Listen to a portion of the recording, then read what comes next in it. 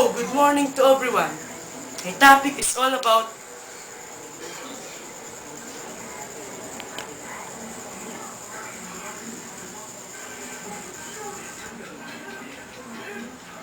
condensation and evaporation.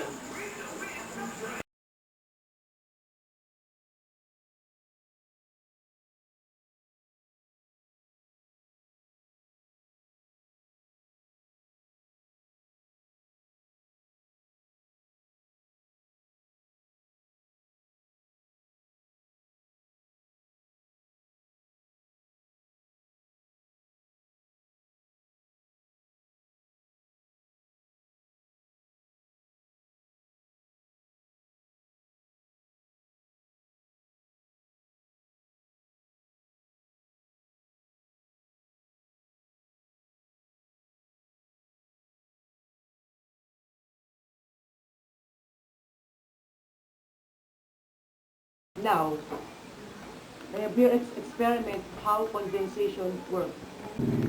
These are the following things that we need.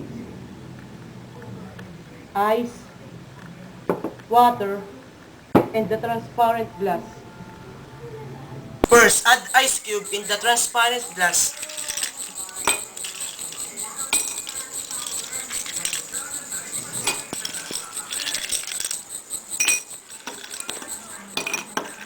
And then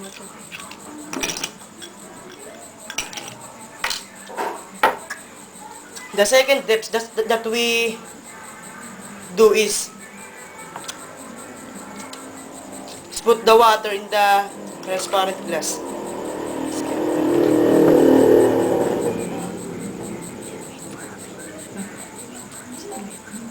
And wait for a second.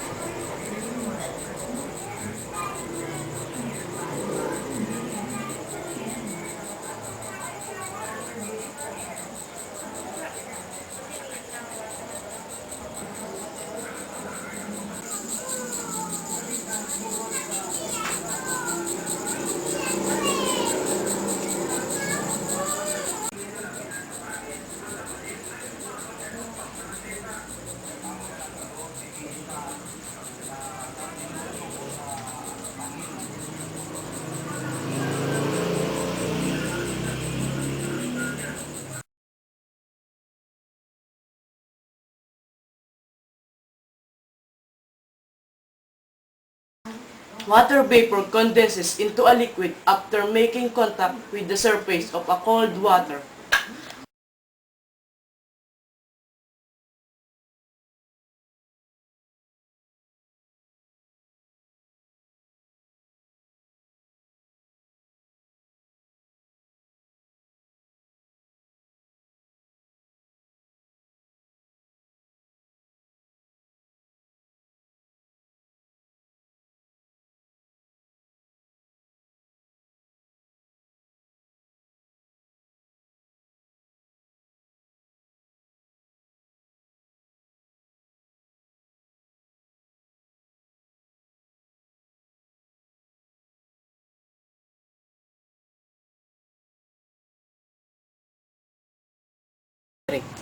Water vapor that has evaporated and disappeared from hot water condensed into visible droplets called vapor.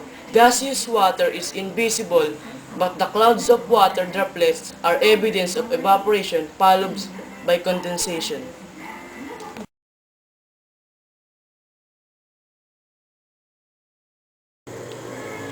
Thank you for watching my video. I hope you to understand it. That's all. See ya. Bye.